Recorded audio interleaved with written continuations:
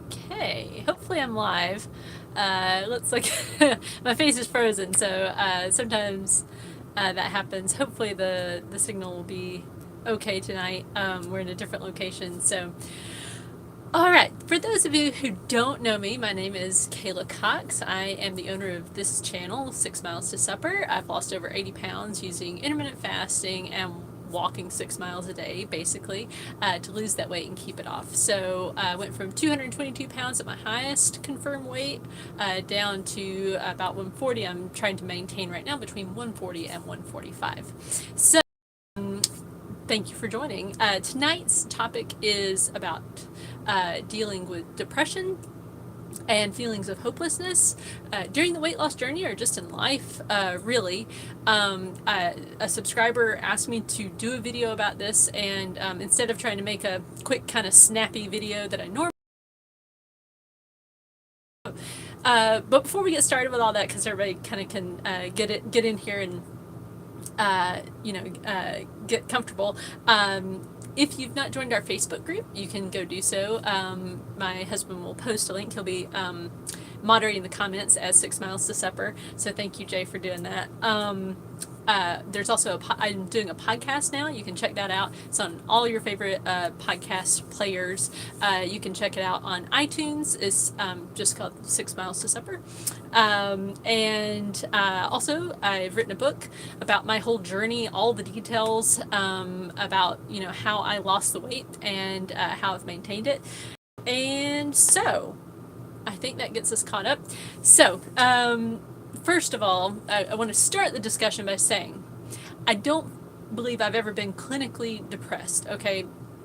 But I am going to share tonight different times in my life where I have felt really down or not clinically depressed, but, may call it depressed. And that's kind of a loose term.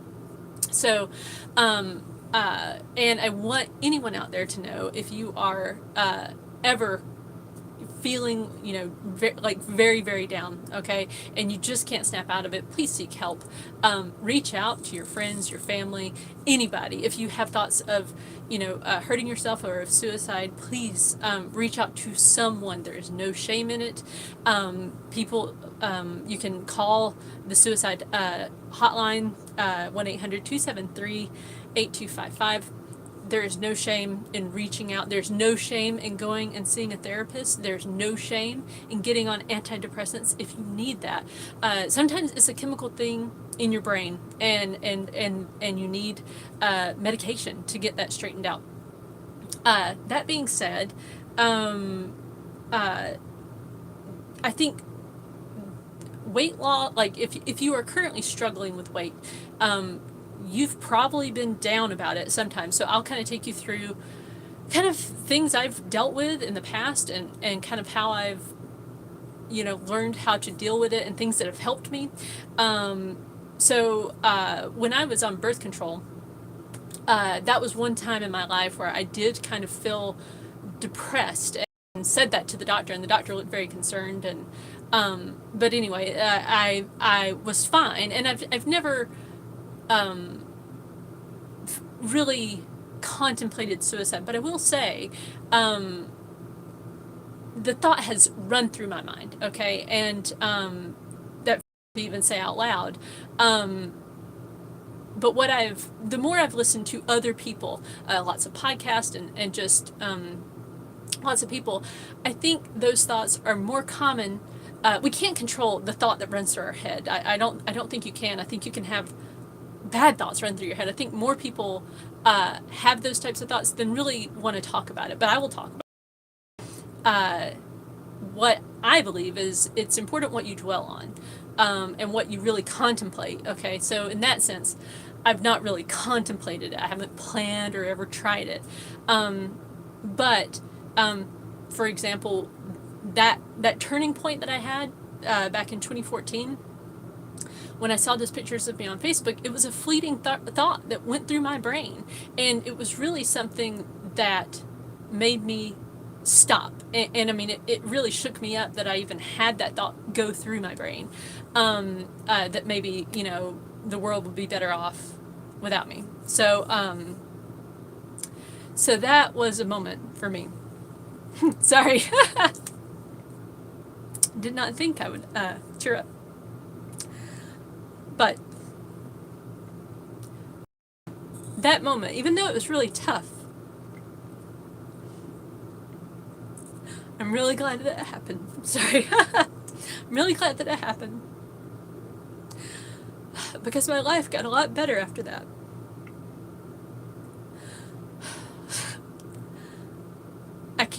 I've come through it so much more stronger. And in the moment, I know. Sorry. Okay. Let me get a drink of water.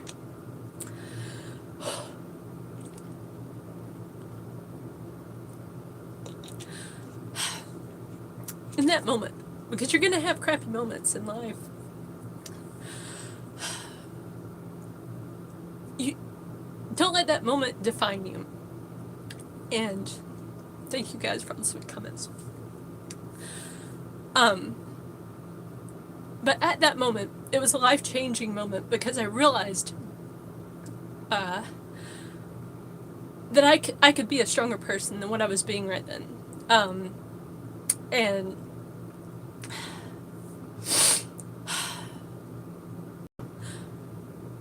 if you are currently thinking, the world's better off without you, it's a horrible way to think. You have to learn to love yourself, because then you can really love other people. It's important. So, okay. So how did I move on from that? Well, because I was in that moment, right? And it was I would say it was one of the low points, okay, so far in my life. And we all go through bad stuff, okay? And I'm a Christian, okay? And so then you really heap guilt on yourself, I think, sometimes, because you think that's not a Christian way to think or whatever. So, what helped me in that moment was, first of all, I realized I've got a beautiful, beautiful, beautiful family. I've got kids that need me, and they need me to be the best that I can be, and I really need to start taking care of myself. So, okay. So, it started that day. It turned around. Gosh, I'm a mess. Okay. So what helped in that moment? I started to pray, and that started to help me feel better, because really I was too focused at that moment on me, and really being quite selfish, really. And I knew I had to start changing. I had to start, right then, I had to figure this thing out. And so I did start figuring it out. And it took me 2 years before I made any real progress, but I was dead set on never being back in that place again. And so let's see. So, okay. So it took a lot of self-work. Okay? It took a lot of paying attention to my inner dialogue. It took a lot of reading as much as I could self-help books. I mean, I know some people think they don't help. They helped me. And just never giving up. And if you are needing another article, I meant to mention this article. Tim Ferriss wrote an article about suicide, practical thoughts on suicide, and he really takes some very good. I mean, he actually was at one point planning it out and had true plans of doing this, and he didn't follow through with it. Obviously, his mom actually called because he had checked out a book on suicide, and his mom called just to say, hi, we got this call that you had checked out this book, and it dawned on him, he hadn't even thought how it would affect his mom. So, but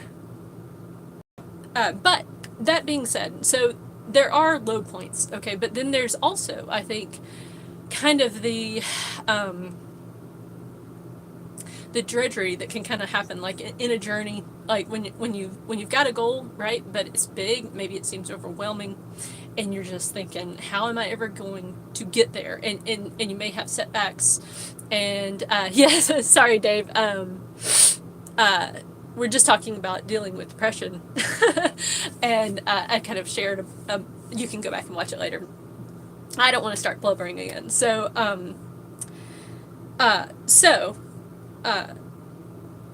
in going forward though, so there are times, right, where you kind of feel overwhelmed, you kind of feel like this is hopeless, like like if you're sitting there and you've got what feels like an insurmountable amount of weight to lose, because at that point when I was at 222 pounds, I really thought 80 pounds seemed like I could never lose 80 pounds, like I can't do that. But I did it, okay, and it took just a constant, it was just work, it was just sticking to it and never ever ever giving up, never quitting, and through that process I really started to realize the importance of putting yourself in a good place, like mentally. And for me, one thing that really helped was exercise. Just like in the beginning, I mean, like in 2014, I started running. At that point, I just would go out, and I was slow. Like, I mean, I was so slow. I still am so slow. But I ran, even though I was a big girl out there running. I ran, and there's a high that you get from running. Like, it makes you feel better. And I even watched like a TED talk about this I think she's a neuroscientist, and she talked about basically this exercise is like, that kind of exercise can do the same thing as antidepressants. Now, I'm not saying that you should just go run 6 miles and not take antidepressants. That's not what I'm saying. I'm not a psychologist. I'm not a psychiatrist. I'm not a neurosurgeon or a neuroscientist. But the point is, the effects of getting out there, exercising, even if you're bad at it, like I was. I mean, I had this terrible fear of, people just staring at me and laughing. But I was like, I've got to do this. I just have to. So that helped. Listening to my inner dialogue, starting to listen to that inner dialogue and change it.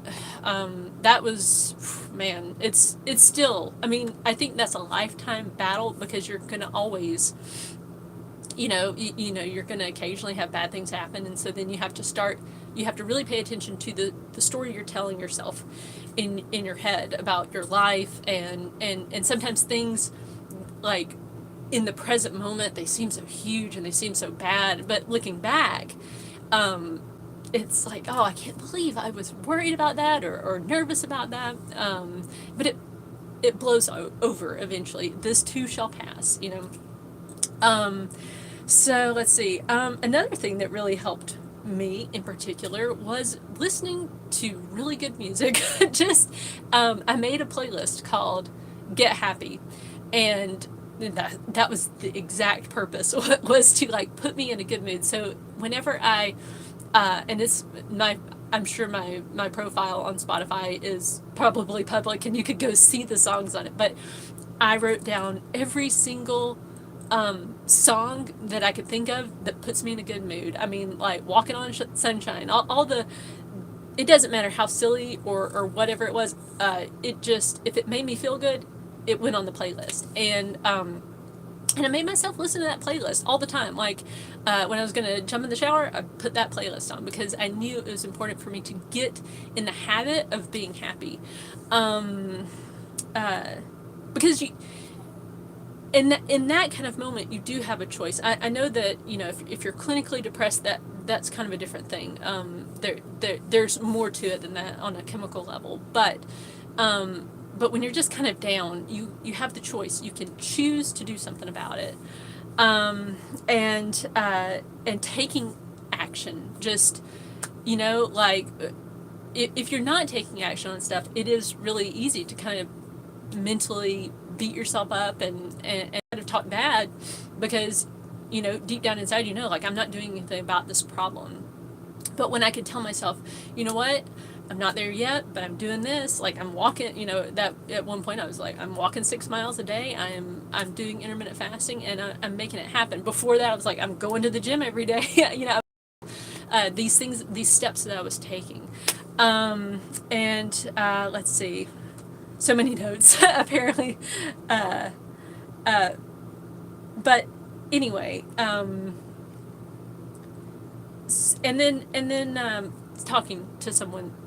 So in the beginning, I found it very, very hard to talk feelings with people, even my husband. I mean, like with my weight, apparently we did not discuss it hardly at all. Like I've told you guys, like he didn't even like realize that I was overweight. Didn't really realize that I was losing weight until I started a YouTube channel. but but more recently, that I started to notice, and I don't know that this was ever, like, I don't think that this is something that necessarily started happening after I lost the weight. I think that I just started to notice my moods more. And so one thing that I've certainly noticed is it may be what's called PMDD, which is like premenstrual dysphoric disorder, something like that. I don't think I have it as bad as some people do, but I think there's something like I have maybe a mild case of it. And so what that looks like for me is like about 3 days before the start of my period, I get down. I mean, I get like way down in the dumps, and it is like, it's kind of shocking because it's like I can be going on fine, and then bam, that hits, and it's hard, and it is I can certainly see it's tied to my hormones in some way, or at least that's the way I interpret it. And so that has been a relatively recent thing, like I would say within the past, probably in the past year or so, that I've really noticed that pattern. And again, doing the thing that seems so impossible, which is just talk about it, just like, and I usually preface it with my husband by saying, I know this is stupid, but man, I feel so down, and he helps me to really put things in perspective. But sometimes just getting it out there, or like writing things down, journaling, so helpful. The morning pages, I do morning pages every morning. That's 3 pages of just stream of consciousness. Okay, everything that's running through my head, no matter how trivial, how dumb, how even mean or spiteful it may seem. And it's been very helpful to trap my thoughts on paper and to really get clarity on certain subjects that I kind of have a hard time wrapping my brain around. Focusing on gratitude. So focusing on the things you're grateful for, not on the things that are making you mad or anything. So one thing we've been doing for a while now is the 5-minute journal. So that you just start off your day by saying, 3 things you write down, like an inspirational quote, 3 things you're grateful for, 3 ways to make today great, affirmations, which I know some people are resistant. I was resistant to it at first, but they help me. It helps me to have kind of a purpose in life. I think about like the long term. It gives me like a chance every day to think about, why am I doing the things I'm doing? Like what's kind of my end goal and purpose in life. And so that is, and then you end the day by saying, you write down 3 amazing things that happened today. And then the question below that is, how could I have made today even better? And that has been a very useful exercise for me to continue to stay positive. I am not perfect, like, obviously. But I mean, sometimes people, somebody private messaged me earlier this week and basically said, do you ever have a day like where you don't get your steps in? Yes, I have days where I don't get my steps in. I'm not perfect, okay? I never ever want that to be the thing that I never want to be perceived that way. In other words, like, I don't. Okay, I think I've covered. Oh, another great inspirational guy. If you're feeling like, because see, another thing we kind of deal with, I think, is like with body image too, is kind of like our bodies aren't perfect, and we have a hard time dealing with that. and sometimes maybe we feel unlovable because of our body. But Nick, I'm gonna butcher his name, Vujicic, he has no arms and no legs, and he is Australian, and he is a motivational speaker. Go watch his speeches. I think my husband's gonna link to it in the comments. There's one in particular, but he has a fantastic outlook on life. And if anybody should have body image issues, like if anybody's got a right to that, like, hey, I want to complain about that, he probably does. But he has an excellent outlook, and he crosses my mind. Like whenever I'm standing in front of the mirror complaining about, or in my mind complaining about my stretch marks, it's like, well, yeah, but you've got all your limbs, right? And he loves his body, is the point. Okay. I think okay, now I'm going to go look at the comments. Sorry about that, you guys. Let's see here. Let's see. Let's go up here. Hey, Marianne, thanks for joining us. Hey, Dinah. Hey, Mark, thanks for joining us. Hey, Tessera. Okay. Oh, Dana, I'm glad to hear that you're back on intermittent fasting.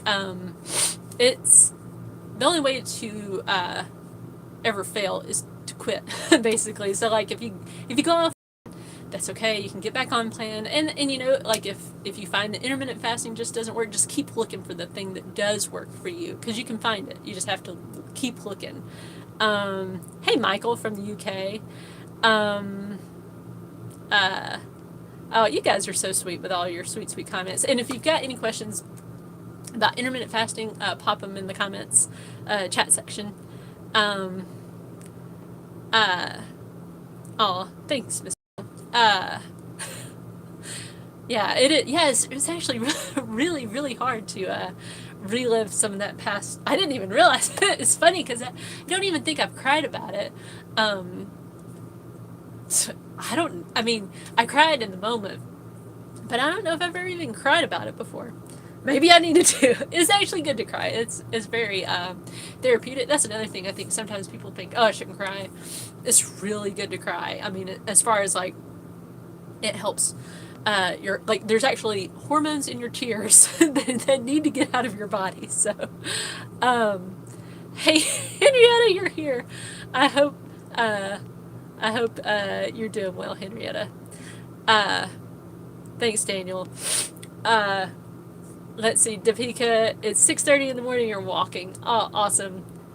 I'm so glad that my videos have motivated you. That's why I do this whole thing. That's why I started this channel. That's why I wrote the book. It's, because I feel like if I can do it, anybody can do it. Anybody can. So, Christine, the big number, it gets to you. You really like the analogy of throwing the pebble every day. It's helped. So what she's referring to is like, there's a book called The Richest Man in Babylon. And he says, you've got to become the type of person who, if you say, I'm gonna throw a pebble every day off of this bridge, then you have to be, every day when you go over that bridge, you have to throw that one pebble, because that's what you said you were going to do, and you don't throw 5 pebbles one day and say, well, I don't have to do it for 5 days, and you don't skip a day and then say, well, I'll just do 2 pebbles tomorrow. You just, every day you throw that pebble. And so that's really how I looked at my steps, and it kept me very consistent. Again, life happens, you're not going to be perfect, but that kind of general thought of, I'm going to do what I told myself I'm going to do. So, Deepika, still mess up with OMAD sometimes, but fast at least 16 hours from day, no excuse. Hey, look, Deepika, you're doing great, though, is the thing. Life happens, life gets in the way sometimes of intermittent fasting, especially if you're in certain situations where it's like a social event, and then, you're kind of put into sometimes situations where it makes sense to eat. I know some people are cool with just like being like, I'm not eating right now. I'm not. I like to sit there and eat with people and sharing that meal with them. Oh, thank you, Nuxa. Um, oh, and yeah, you know what? That. Thank you for saying that. And I always think about that, like how that that time of like, I mean, obviously I ate the food, so like I brought it on myself, but something really good has come out of it. So, um, Dave, I am at my all-time high at 235. Can't seem to motivate myself to exercise and eat right. I've been sitting on so many projects, finishing my album. Where to begin?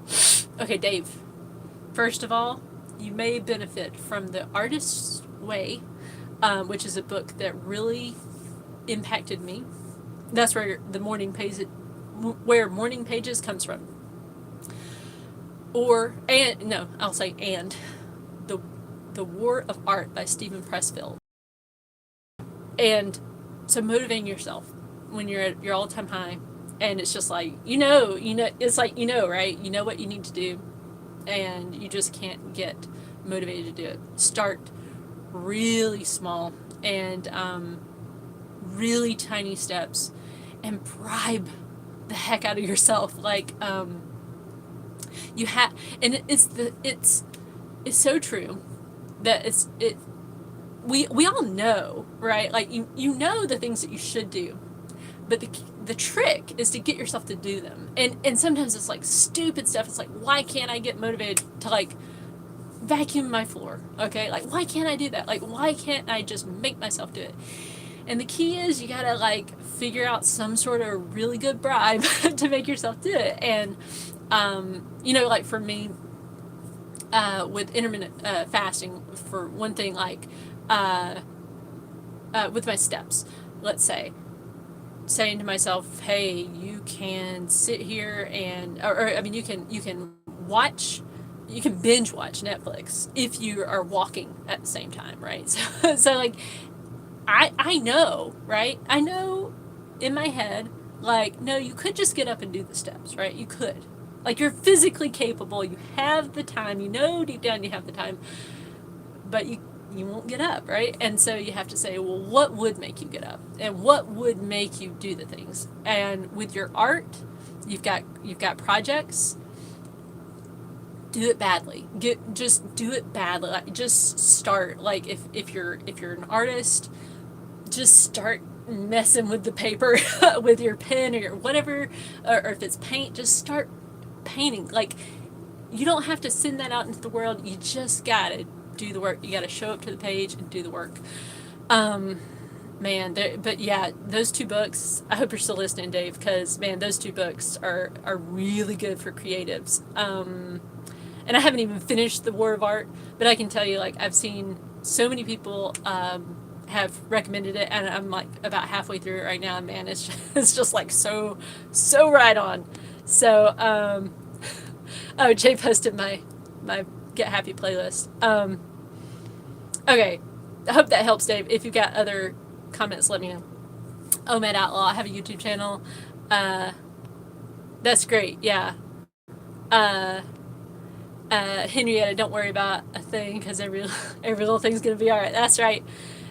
You know what? Music is good. I mean, music is important, and it's just good. It can be really helpful. Nukes used to get really depressed every time I had a period. One good side effect of being pregnant, 9 whole months of not being depressed. Oh, wow. Yeah.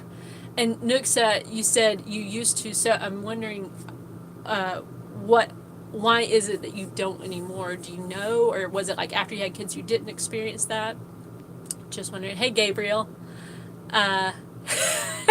Henrietta, you're so right. Like that's okay. You bring up a really good point, Henrietta. Like, when you've written all that stuff down, you may be really hesitant to write it down because you're afraid other people might read it. You're afraid maybe your kids might find it or something. Then burn it, or just shred it, or throw it away. You don't have to even go back and reread it. Although I do go back and reread my morning pages after a long time has passed, just to kind of see where my head was and how things turned out. Oh, another thing that can be helpful, and I got this idea from Seth Godin. He talks about keeping a catastrophe journal. Okay, so that means whenever you've got something crazy going on in your life and it just feels huge and it just feels like a catastrophe, write it all out. Write all the things that you're just sure are going to happen, and put the date on it, and then every time you have a catastrophe, put it in that journal. And I've made it like a calendar event to go check mine. And what ends up happening, or this is my experience, first of all, writing it down, you kind of start to say like, oh, maybe I'm kind of making too big of a deal about this. Sometimes though, there's something that really is true about it, or maybe it really is kind of a big deal. But then when you start to look back, I was like, oh, I'm still here. Everything's fine. That has been helpful to me. So, let's see. Yeah. Let's see. Yeah, I know, Henrietta, right? He wins. Okay. Oh, let's see. Kayla wants to hear me. Okay, so Dave, you'll send me a message. Okay. Nook said, David Sims, I get in a funk like that too sometimes. Can't motivate myself. My projects just stagnate. It's hard to snap out of it. What has worked for you in the past? So, oh yeah, and good point, Nook. So, like, if you think back to victorious times too, that's such a good point. That was something that really helped me when I was trying to figure out weight loss. I tried to look back at the times in my life where I was at a good weight, and for me that time was college. So and that really helped inform me of some things too, like about my food choices, like not being scared of carbs, because hello, in college, I mean, I was eating like Oreo cookies, I was eating peanut butter and jelly sandwiches, I was doing all these things that was like not those not diet foods. And it was like the one time really that I was not really having to watch what I was eating, but I was also walking a lot, like having to walk across the campus, and I was skipping meals a lot. So again, it kind of all worked out. But looking back at past success, look at other places in your life where you are making progress, where you are motivating yourself, and figure out like how can you take that and transfer it over to this thing. I love checklists. That's something that motivates me. Like when I can just make a list and say, I want to do this, this, and this. The key is you don't want to put too much in your checklist, which I kind of still struggle with. So, let's see. Dave, and Dave, you just, yeah. And see, that's the thing too. That's one reason why I think learning how to lose weight and how to keep it off, and just say, that's not even a thing I have to think about anymore, is important, because then you free yourself up to focus on the things that you really need to be doing in life. It's important to, and what I think what you can find, or what you may find, is that as you start losing weight, like it can be like this, they cause each other to kind of succeed. Like as you start losing some weight and getting success with that, it gives you some confidence to start doing the other stuff. And then it's just like this positive upward spiral, but you have to get that spiral going. So doing those little things, like, what is one tiny little thing you can do, and make it really small, and really, really reward yourself, because it's about behavior, and you really just have to start learning how to motivate yourself. And it's a process, and sometimes things like will work for a while, and it's like, oh, that doesn't really work for me anymore. You got to keep figuring out things that'll motivate you. Hey, Denise. Oh, thank you. I'm so glad that it's helped your mindset. Hey, Stephen. Hey, Carol. Thank you for the kind words, you guys. You guys are looking at my playlist. I tell you, I've got an eclectic taste. Stephen, it's really easy. If you need help, you can Google like YouTube Live. It gives you like the step-by-step. I just do it. I go live from within the YouTube app. There's a little camera icon. You can click live. Nukes, it's really hard to say because I always tend to shift to other projects rather than completing them. I literally have hundreds of songs to finish. Yeah, you got to start with one though. You just start with one. You don't think about the hundreds. You think about one little song. Yeah, Birdie, our words and our thoughts create what we have in life. Keep it all positive, even when it's not. I believe you got it. Yeah, it's so true. Like, always trying to find, I mean, I know it's a cliche, but it's true. Always trying to find the silver lining in it, and just moving forward. And, you know, it's like, that was another thing I didn't talk about, but living in day tight compartments. So part of weight loss is like being able to be really think eventually I'm going to get there, but the day-to-day living in day tight compartments, so that means you're just thinking about today, your actions just today, not tomorrow, not yesterday, just today, has been very helpful. And like if you're really stressed, like think just this hour, or if you're like even more stressed than that and feel really overwhelmed, this minute, let me just think about this minute, what can I do, what do I need to do right now, in order to do the things that I really want to do in life, or you know what kind of things can I do right now, so that I'm working towards my goals. Let's see. Marianne, when I'm down, I dedicate each mile. Oh, that's a good idea, to someone you love. Let me get through. That is such a good idea. Like thinking about someone. Thinking about others really does help. I think. And that's such a good idea. And using and also like if you're you can use that time too, like while you're walking, to even be like, if you really can't stand the thoughts, because sometimes I can't, of like just walking just for the sake of walking, or whatever, you can like check email, you can, you know, read a book or listen to an audio book, or talk on the phone to people. I don't like talking on the phone, but or texting back and forth, or video chatting with people. So yeah. 12/12 has been a revelation to me. Thanks for getting the word out. I assume you mean like like 12 hours of fasting. That's awesome. Thanks, Angela. Let's see. Yeah, Sam. So the key to getting anything done is to suppress any emotions, then just do it. Yeah. And that is true.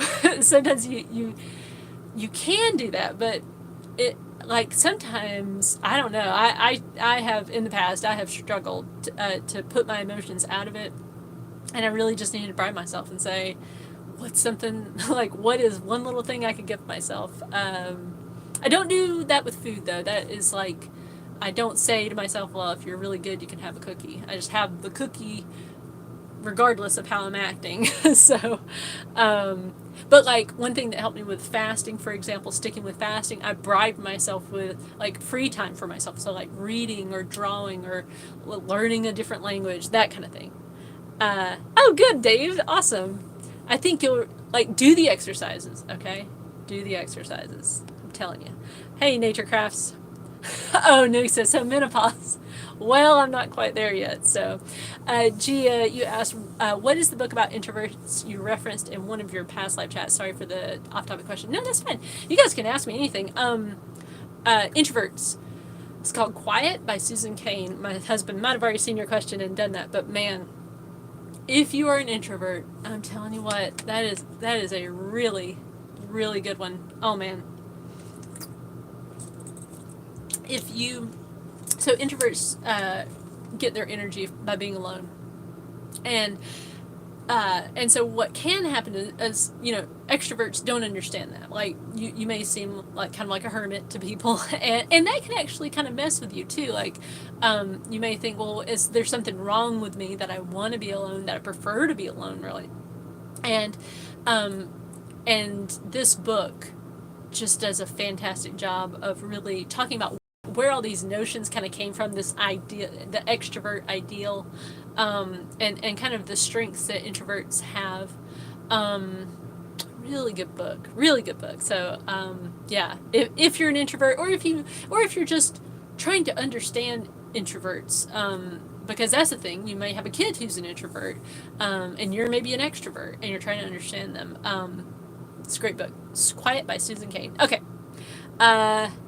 Hey, OMAD Outlaw, hey, if you've seen my my first videos, I started out pretty rough.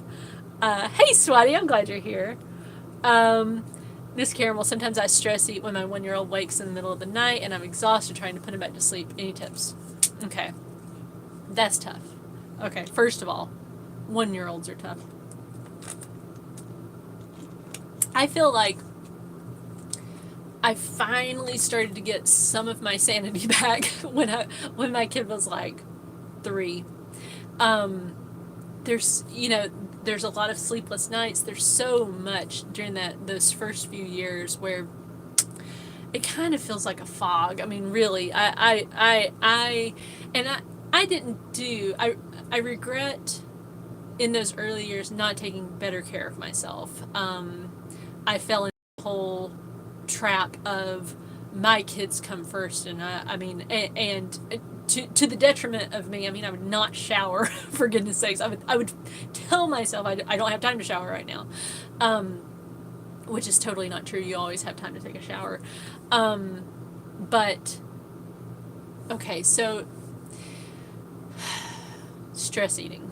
How to handle that? 'Cause see, it's really hard. First of all, when you're tired, that can be really difficult to navigate because you really probably are feeling hungry, and then the question is how, like, the simple answer is just be dead set determined not to eat. Just say, I'm not doing that. I'll do anything else but eat.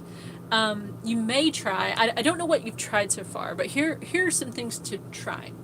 First of all, ask yourself, what is it that you're really stressed about? Is it just the crying? And then tell yourself, this will pass, and eventually they'll grow up, and it'll be like a blink of the eye. But that's easier said than done in that moment, I know. You can try maybe some hot tea, because that, I mean, I drink coffee, I drink unsweetened tea, and so maybe you could try. I don't know. Maybe you like tea. If you like tea, I would have some tea. Because that would probably relax you. Give like something hot on your stomach like that tends to help you feel full, and that might be enough. So you might try that, and then just a little bit of self-exploration. Like, why is it stressing you out? Is it just because he's awake and you'd rather be asleep? Or are there other things going on in your head? And just kind of explore that. Okay, so Henrietta, I've decided to write my life story. You'll all feel better when you read it. Thank you, Henrietta. Oh, I can't wait to read it. Let's see, I have a sad song playlist and it doesn't make me sad. It takes my mind off things, or some songs like I cannot believe it's true, Phil Collins, the sax upbeat, or maybe it's reverse psychology. Hey, and even like classical music, or it doesn't necessarily have to be happy. It's just what worked for me. But there can be something really, really beautiful about songs like that. Right now, Eric Clapton's song, was it Tears in Heaven? That one just came to my mind, but really beautiful song. Hey, Sharon. Okay, yeah, so go back and watch from the beginning. Let's see, Nuke's helping your child. Oh, yeah. I think I've heard that one, Nuke's. I never read it, but man, I did not. Most of my kids, all 3 of them went through phases where they did not sleep well. My firstborn was a horrible sleeper. My 3rd one was probably the best, though. Oh, man. Oh, Kim, you missed so much. Okay, okay, thank you. Thank you for that. Let's see. Oh, yeah, OMAD Outlaw, I can't wait till you're on here.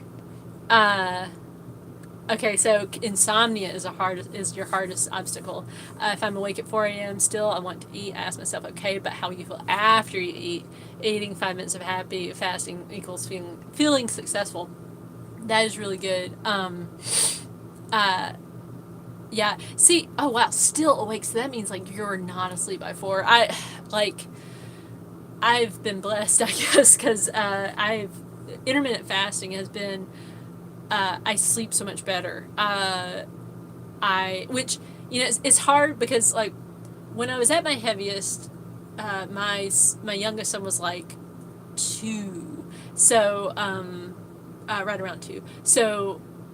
So he got older, and I lost the weight, and I started intermittent fasting. So it's really hard to tell which of those factors has made it so that I sleep better. But I also don't sleep as much with intermittent fasting. Like, I'll have some days I wake up at 3, 4 o'clock in the morning feeling completely rested.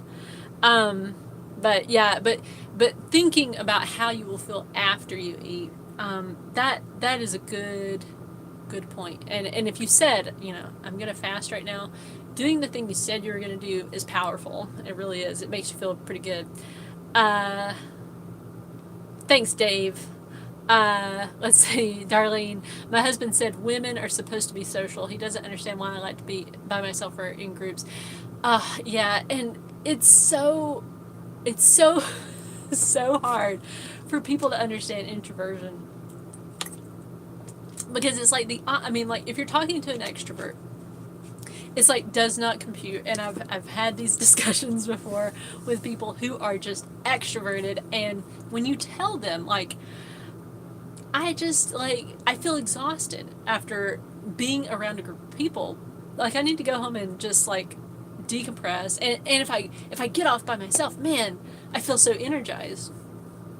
It's like that does not compute to people. That and it can really, if you are an introvert, you can feel really bad about that. And that was why I loved that book so much, because I had so much guilt around that topic of like, oh, I don't get that like surge of, oh yay, like that made me feel so energized. It's more like, oh gosh, I'm exhausted. And then being by myself, I'm like, ooh, I feel so good because I got some alone time. That, like, learning that that's really normal and that's okay. Which I do think I should say, like, I think it is important to get out there and have a good strong social network and all that. It's just recognizing what you need in order to get energy, I think, is the important part. Yeah, I'm just figure out my daughter, just like Kayla said, I'm an extrovert. She seems to be an introvert. She's 16, so it could be the teenage crazies. Yeah. So some things about introverts, like, that I can just tell you as a person who is an introvert. So being by myself, like, so in other words, like, just going off and reading, I really enjoy that. I enjoy that. It makes me feel more energetic. Okay. And then being in large groups of people is just like a drain, and not enjoying it. So in other words, like, if your daughter maybe is resistant to going to parties all the time, maybe she doesn't like that, but she may really enjoy like an intimate dinner. Like, what my husband and I are both introverts, and what we really started to notice was we really enjoy having like one couple over. Okay, like one couple with their kids, that is a good thing. But when it's like tons of couples and there's just a lot of like noise and a lot of it's just not what we enjoy. Also, introverts have a really hard time uh, in verbal confrontation or any kind of like conflict. Okay, so this is something I did this as a kid, and I think my parents always thought I was so weird for doing it. But I would write out, like, if there was a problem that I was having with my parents, or whatever, I would write it out and I would hand them this letter. But that's like the only way I could get it out. I could not say the things out loud, and like I talked about, like, it has taken me quite some time to just get to that point where I can just talk about my feelings with my husband, and we've been married for right at 15 years now. So know that about introverts. If she's having trouble communicating, you might say to her, maybe you would feel better if you wrote a letter to me about this. That way you can say what's on your mind, and then I can read it, and then I can talk with you about it. So, just a thought. Kim, I'm an introvert, married to an introvert, has this good point, but you tend to be off out. Yeah, like, my husband and I could totally be hermits, and like, we're full-time RVers right now, so that kind of works for us, because there's no social gathering things to go to on a regular basis. I mean, we have actually seen, I think, our family and we've seen friends that we normally wouldn't have seen since we've been doing this. But okay, Shoba, why is it that you are not continuing to lose weight as you are still doing OMAD? I currently doing OMAD. Just to clarify, so I'm doing sometimes OMAD, I would call it. I'm in maintenance mode right now, and what maintenance mode looks like for me is a lot of freedom. And what I kind of tell myself is this. I want to maintain my weight. So I want to maintain my weight between 140 and 145. That's like a 5-pound range. And that is, when I say a 5-pound range, I mean of my 7-day average. So I never want my 7-day average to go above 145. Okay, if it kind of bubbles up above that and kind of goes back down, I'm fine. But so right now, the way that looks, sometimes I'm doing OMAD. Like, we just had the holidays, so there were a lot of off days then, right? Like a lot of cookie baking and going and doing and things like that. Lately I've been like on purpose, like having lunch or having a late lunch or things like that. Mainly just to experiment. I really enjoy OMAD. But I also want to experiment because a lot of people ask, like, well, does this mean I have to do OMAD for the rest of my life? Because some people are like, I don't really want to do OMAD for the rest of my life, so I'm being a guinea pig here. Plus, I like the idea of just having a lot of freedom. That's what, to me, that's one of the coolest things about intermittent fasting is that you don't have to practice it every single day. You can pick it up and use it when you need to or when you want to.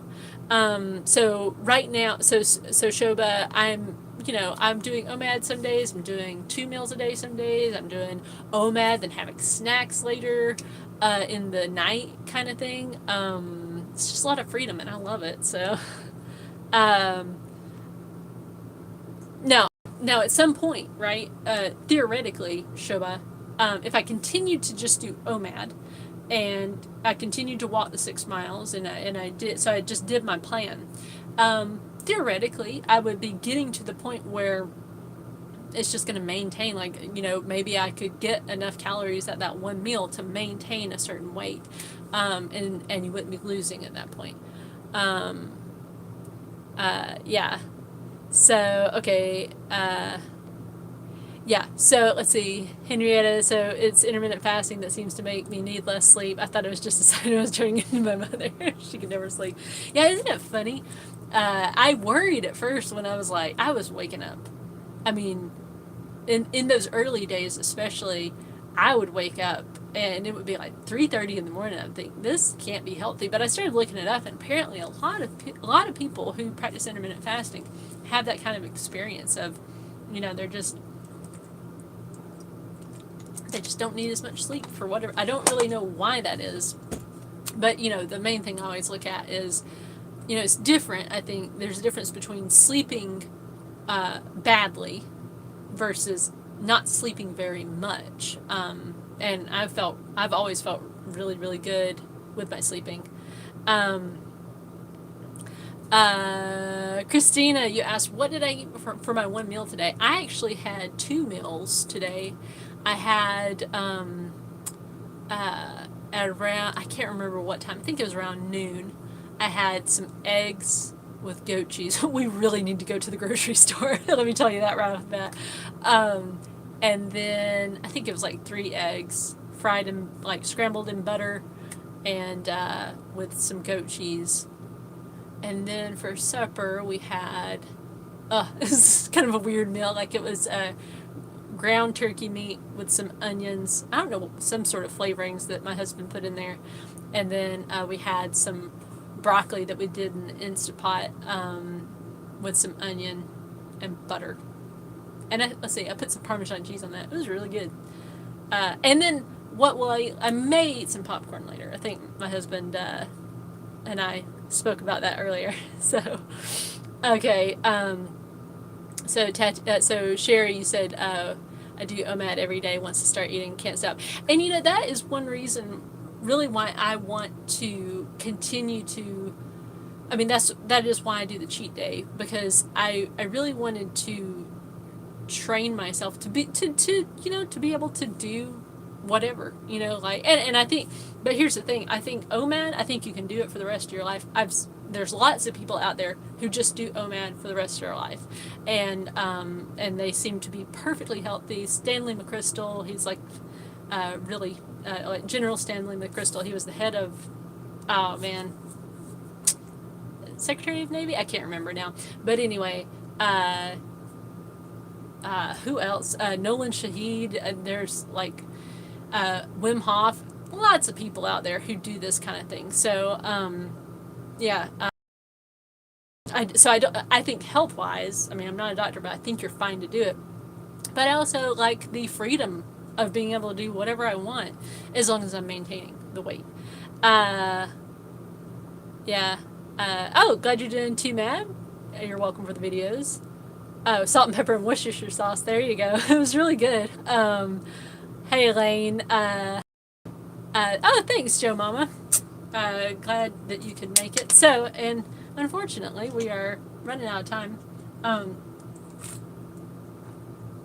Henrietta, thank you for joining us. So, to sum up, if you're out there and you're feeling depressed, or if you even are feeling kind of hopeless, certainly reach out to those around you. I know it's hard.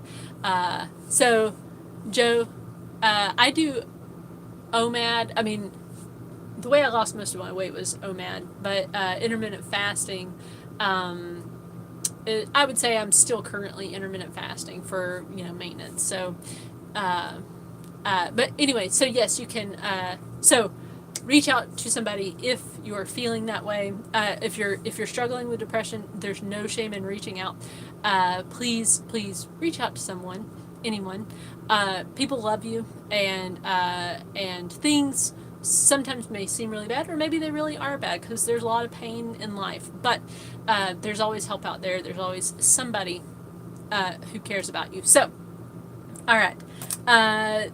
Be sure to join the Facebook group. Check out the podcast if you haven't done that. There is different content on the podcast than there is on these videos. I go into a bit more depth, take my time a little bit more with the things. YouTube tends to be kind of like, you need to be a little bit snappier. Podcast a little bit longer form. So, and then also be looking out for the success story on Friday. That's going to be the incredible Shrinking Smiths. Kim and Ryan Smith are on that video. They were did the interview earlier this week, or maybe it was on Saturday. But they were awesome, so sweet. And be sure to check them out. It'll be on the podcast and it'll be here on this channel. And so. With that, thank you guys for joining me, and yeah, the book, if you'd like to get it, yeah, sorry you guys, you're coming in just a bit too late. I wrote a book called The Laid Back Guide to Intermittent Fasting, so that's all about intermittent fasting, how I did it, how I lost 80 pounds and kept it off, so again, my encouragement to you is you can do this. Even if it seems insurmountable, even if it seems like, oh, that's so much weight that I need to lose, or man, it's going to take a long time, the time's going to pass anyway. So don't let that be, your excuse. The time's going to pass anyway. Might as well reach your goals. Set little goals, like little 5-pound sub goals. Focus on, and if that's overwhelming, just think about starting to see a 1 pound lower number on the scale. Like, okay, if you're at 222 right now, just think about, okay, I just need to start seeing a 221 pop up from time to time. And then when you get down consistently to 221, say, okay, I'm going to get down to 220 even, and I'm going to start seeing that on the scale consistently, and just keep going, and you'll get there. It just takes a while. Like, I lost like a pound a week. When I got down to closer to the normal BMI, it was like a third of a pound a week. It just takes time, effort over time. With consistency, you'll get there. It's all good. So, all right, and thank you guys for all of your kind, and for all your questions, and for sharing all of your experiences. I really